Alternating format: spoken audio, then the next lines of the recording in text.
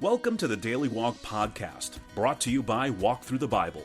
The Daily Walk Podcast is a daily devotional that will guide you on a life-changing journey through the Bible in 1 year. Join us every day to hear the entire Bible in a year, alongside a daily devotional thought that will help bring God's Word alive for you. Today's Walk Thru devotion comes from Job chapters 20 and 21. Zophar now makes his last public appearance. His comments in Job chapter 20 verse 5 are addressed to the wicked, but are aimed straight at Job. The wicked will be cut off, sin and riches will devour him, those he oppressed shall see his defeat, and the fury of God's wrath shall strike him down. Then Job interrupts. The wicked do sometimes prosper and enjoy the luxury of their wealth, but ultimately they die just like everyone else. The wicked are mighty in power while they live, but then comes their destruction by God.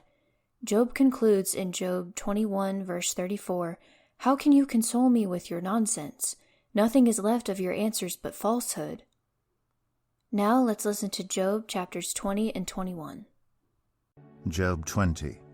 Then Zophar the Naamathite replied, "My troubled thoughts prompt me to answer because I am greatly disturbed. I hear a rebuke that dishonors me, and my understanding inspires me to reply.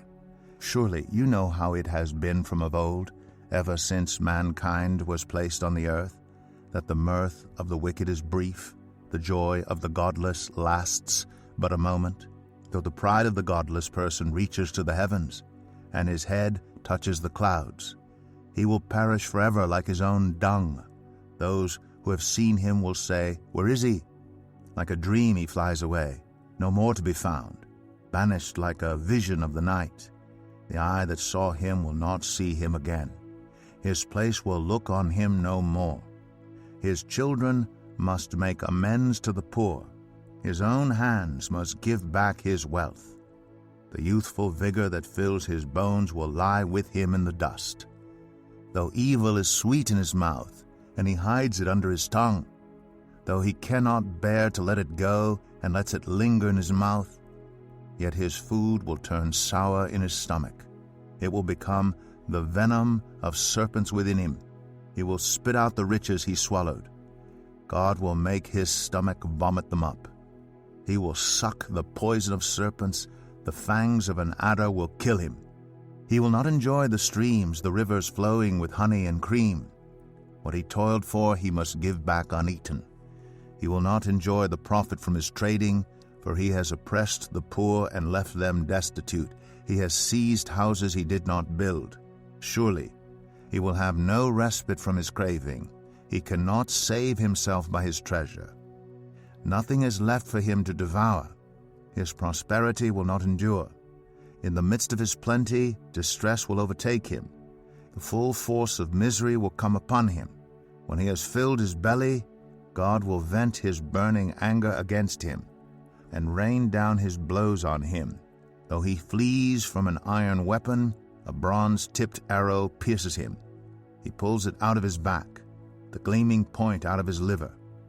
Terrors will come over him. Total darkness lies in wait for his treasures. A fire unfanned will consume him and devour what is left in his tent. The heavens will expose his guilt, the earth will rise up against him. A flood will carry off his house, rushing waters on the day of God's wrath. Such is the fate God allots the wicked, the heritage appointed for them by God. Job 21. Then Job replied, "Listen carefully to my words. Let this be the consolation you give me. Bear with me while I speak, and after I have spoken, mock on. Is my complaint directed to a human being? Why should I not be impatient? Look at me and be appalled. Clap your hand over your mouth. When I think about this, I am terrified. Trembling seizes my body. Why do the wicked live on, growing old and increasing in power? They see their children established around them, their offspring before their eyes. Their homes are safe and free from fear. The rod of God is not on them. Their bulls never fail to breed. Their cows calve and do not miscarry. They send forth their children as a flock. Their little ones dance about. They sing to the music of timbrel and lyre. They make merry to the sound of the pipe.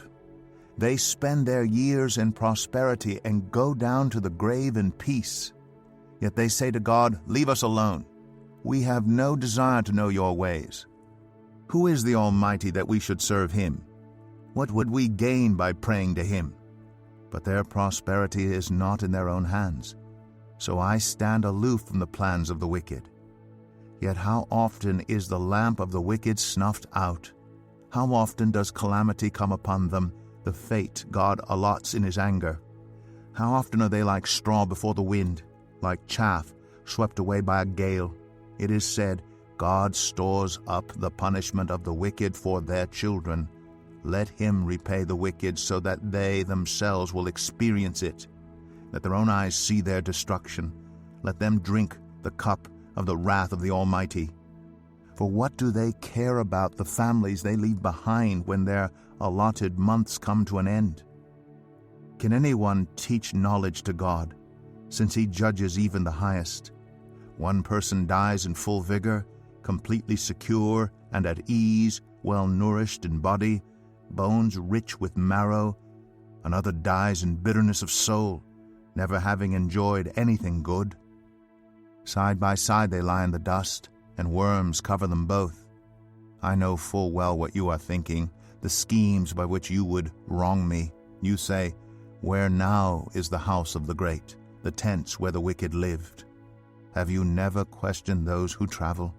Have you paid no regard to their accounts, that the wicked are spared from the day of calamity, that they are delivered from the day of wrath? Who denounces their conduct to their face? Who repays them for what they have done? They are carried to the grave, and watch is kept over their tombs. The soil in the valley is sweet to them. Everyone follows after them, and a countless throng goes before them. So how can you console me with your nonsense? Nothing is left of your answers but falsehood. Here is our Daily Walk devotional thought for today. How can you explain the seeming iniquities in the world today? The wicked generally going unpunished, the rich getting richer, the poor getting poorer, the swindler prospering while the honest man goes bankrupt? Isn't God concerned about such things? If you have pondered questions like these, you're not alone. Centuries ago, Job asked the same penetrating questions about the prosperity of the wicked. He looked around him and saw distorted business ethics, perverted justice, unpunished criminals, and unjust suffering. Everywhere he looked was cause for pessimism, until he looked up, and suddenly everything snapped into sharp focus. The God of eternity works out his plan from the perspective of eternity. In the end, all accounts will be settled justly, but for now, God calls upon the righteous to trust him, to leave vengeance in his hands, and to walk by faith.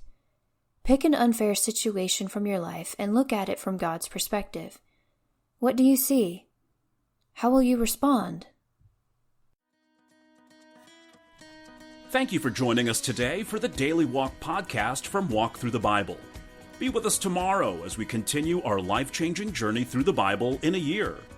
Love this episode of the Daily Walk Podcast? We'd love for you to rate and give us a review on iTunes or Google Play.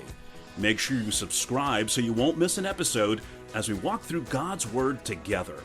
For more resources to help you live God's Word, visit walkthru.org. That's WALKTHRU.org. Walk through the Bible. Take a walk, change the world.